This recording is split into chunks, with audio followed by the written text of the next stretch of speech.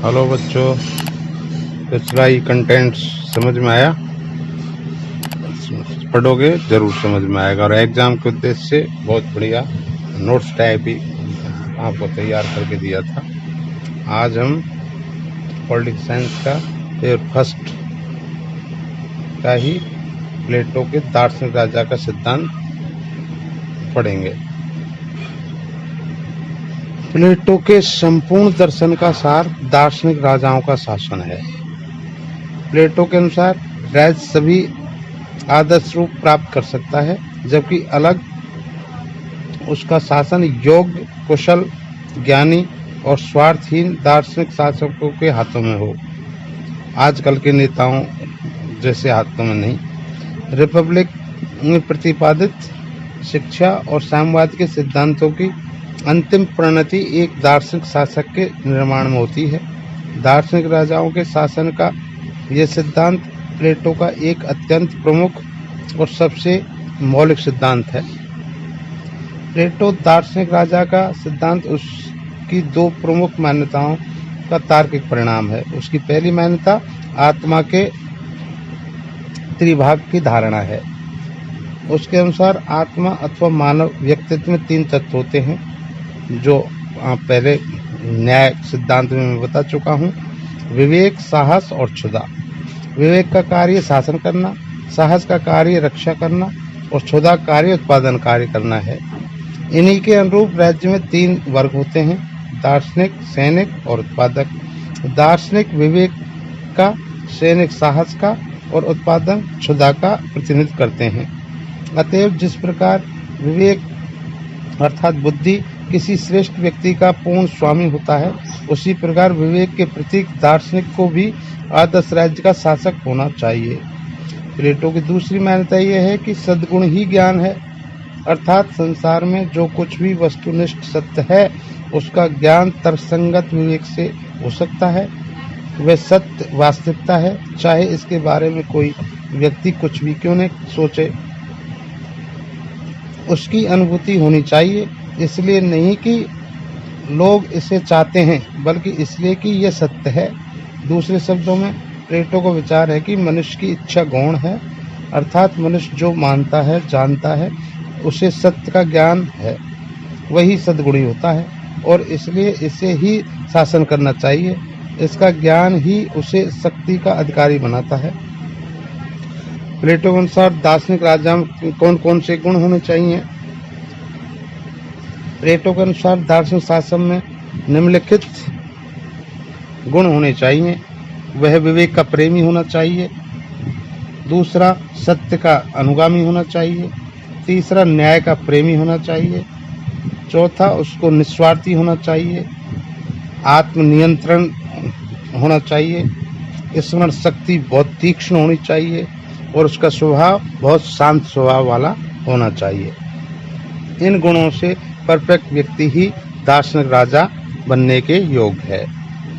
अब सोचो बच्चों, जिस व्यक्ति में ऐसे गुण होंगे वही उसको इस संसार में स्वार्थ, परिवार, इन चीज़ों से कोई लगाव नहीं होगा। वह सच्चे अर्थों में एक शासक की भूमिका अच्छे से निभा सकता है।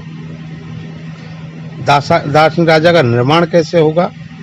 प्लेटो अपनी शिक्षा पद्धति द्वारा दार्शनिक शासक का निर्माण करता है। 20 वर्ष तक की प्राथमिक शिक्षा की अवधि में व्यायाम और संगीत के द्वारा उसके शरीर और मन को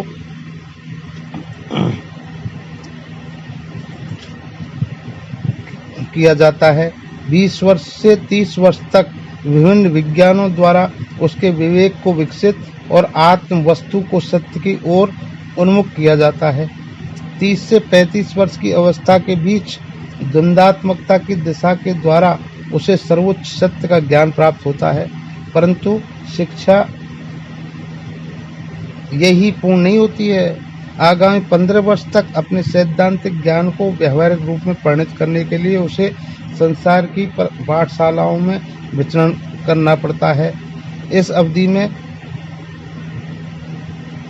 सोने की भांति उसे अग्नि में तपाया जाता है, जिससे भविष्य में शासक बनने पर वह भ्रष्ट और खोटा न प्रमाणित हो। यहाँ तक कि उसे कंचन और कामनी के मोह से भी वंचित कर दिया जाता है, ताकि वह धन लोलुप, स्वार्थी और आसक्त न बन जाए। इस बात को अपन प्लेटो को सामने पढ़ेंगे। उसे परिवार से, संपत्ति से दार्शनिक राजा को बिल्कुल अलग कर दिया गया है। दार्शनिक शासक के क्या क्या कर्तव्य होने चाहिए? प्लेटो के अनुसार दार्शनिक राजा के निम्नलिखित कर्तव्य हैं। प्रत्येक व्यक्ति को उसका विशिष्ट कार्य सौंपना। इस बात समझ गए होंगे, न्याय के द्वारा 3 वर्ग हैं, 3 अपना अपना कार्य करें, दूसरे कार्य में हस्तक्षेप न करें, ये राजा का दायित्व है। दूसरा, भावी शासकों की दिशा का संचालन करना। भावी दार्शनिकों की दिशा का संचालन भी दार्शनिक राजा को करना है। उत्तराधिकारी कौन होगा, कैसे कार्य करेगा। तीसरा, उसका कार्य है धार्मिक विश्वासों को नियंत्रित करना। दार्शनिक शासक समस्त धार्मिक विश्वासों को नियंत्रित करेंगे तथा अपने राज्य के लिए विश्वासों की एक नियमावली बनाएंगे। अब प्लेटो को इतने सारे कार्य देकर या उसके गुणों को देखकर कोई भी कह सकता है कि प्लेटो को दार्शनिक राजा तो एक निरंकुश शासक हो सकता है, लेकिन ऐसा नहीं है छात्रों। प्लेटो ने अपने दार्शनिक राजा पर कुछ प्रतिबंध लगाए हैं, जो इस प्रकार हैं। राज्य में धन और निर्धनता का प्रवेश रोकना, ये राज्य का कर्तव्य है। राज्य की सीमा में वृद्धि या कमी को रोकना। राजा को न तो अपनी सीमा में वृद्धि करनी चाहिए और न अपनी सीमाओं को संकुचित करना चाहिए। न्याय प्रशासन कायम रखना राजा का दायित्व होगा। शिक्षा पद्धति बनाए रखना, शिक्षा की जो व्यवस्था प्लेटो ने बनाई है उसको कार्यान्वित करना या बाहर रूप देना सही संचालित हो, यह राजा का दायित्व होगा। दार्शनिक राजा की कई विद्वानों ने आलोचना भी की है। जैसे पॉपर के अनुसार प्लेटो ने अपने स्वार्थ की सिद्धि हेतु ही दार्शनिक शासक का सिद्धांत प्रतिपादित किया है, क्योंकि एक दार्शनिक होने के नाते प्लेटो स्वयं शासक भी बनना चाहता था। सेबाइन के अनुसार दार्शनिक शासक का सिद्धांत प्रबुद्ध निरंकुशता का सिद्धांत है। प्लेटो के दार्शनिक राजा के सिद्धांत की अन्य कई आधारों पर भी आलोचना की जाती है, जैसे निरंकुश शासन का मार्ग प्रशस्त करना। कुछ विचारक कहते हैं कि प्लेटो ने अपने दार्शनिक राजा सिद्धांत में निरंकुश शासन का मार्ग प्रशस्त किया है। दूसरा, नागरिकों की स्वतंत्रता और सुविवेक का अंत कर दिया है। दार्शनिक राजा को शासन की संपूर्ण शक्ति प्रदान कर प्लेटो ने राज्य के नागरिकों की स्वतंत्रता और सुविवेक का अंत कर दिया है। प्लेटोवादी राज्य के नागरिक न तो राज्य के मशीन के इस पुर्जे बनकर रह जाते हैं जिनकी अपनी कोई चेतना शक्ति नहीं होती। तीसरी आलोचना, प्रजातांत्रिक समानता के सिद्धांत की अवहेलना करना बताया है। प्लेटो का यह विचार कि गुण और ज्ञान के धनी तो केवल कुछ ही व्यक्ति होते हैं, प्रजातंत्र के आधुनिक सिद्धांत के विरुद्ध है। वह अरस्तु की इस बात में जो सामान्यतः अधिक सत्य है, विश्वास नहीं करता कि संपूर्ण जनसमूह सामूहिक रूप से कुछ दार्शनिक संरक्षकों की तुलना में अधिक बुद्धिमत्ता रखता है। अगली आलोचना, कुछ विचारक विरोधाभासपूर्ण मानते हैं प्लेटो के सिद्धांत को। प्लेटो का दार्शनिक शासक का सिद्धांत विरोधाभासों से पूर्ण है। यह एक ओर तो वह अपने दार्शनिक शासक को असीम अधिकार प्रदान करता है और दूसरी ओर वह उस पर 4 सैद्धांतिक प्रतिबंध लगाता है, जिसकी अपन पहले चर्चा कर चुके हैं। अगली है शासन के लिए आवश्यक विषय। दार्शनिक राजा गणित, नक्षत्र विद्या, तर्कशास्त्र, द्वंद्वात्मकता तथा दर्शन का प्रकांड पंडित होता है, किंतु प्रशासन के लिए केवल इन्हीं विषयों का ज्ञान आवश्यक नहीं है। शासन प्रबंध के लिए दार्शनिक राजा को वित्त, विधि, इतिहास, अर्थशास्त्र विषयों का भी ज्ञान रखना चाहिए।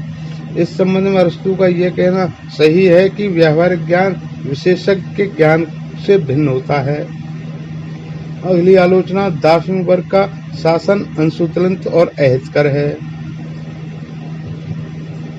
कुछ विचारक मानते हैं कि प्लेटो की यह धारणा केवल काल्पनिक अवधारणा है, लेकिन इन आलोचनाओं के बावजूद ऐसा नहीं है कि प्लेटो कि दार्शनिक राजा का कोई महत्व नहीं है, परंतु कुछ विद्वानों ने इसके महत्व को स्वीकार किया है। जैसे अपन कह सकते हैं, प्लेटो द्वारा प्रतिपादित दार्शनिक शासक की अवधारणा से अभिप्राय है शासन करना एक कला है और शासक वही व्यक्ति होना चाहिए जो उस कला का कुशल ज्ञाता है, विशेषज्ञ हो। अर्थात दार्शनिक शासक से तात्पर्य है ज्ञानी पुरुषों का शासन। प्लेटो के अनुसार नगर राज्य रोगग्रस्त थे क्योंकि शासन की बागडोर अज्ञानी और स्वार्थी राजनेताओं के हाथों में थी। प्लेटो ने अपना उपचार प्रस्तुत किया है। विवेक की प्रभुता, वैज्ञानिक और दार्शनिक शिक्षा द्वारा विवेक को ज्ञान मार्ग पर पढ़ने का प्रशिक्षण दिया है। यदि शासन की बागडोर विवेकी, विशेषज्ञ और प्रशिक्षित शासकों के हाथों में हो तो राज्य में न्याय की स्थापना स्वतः हो जाएगी। थैंक यू बच्चों।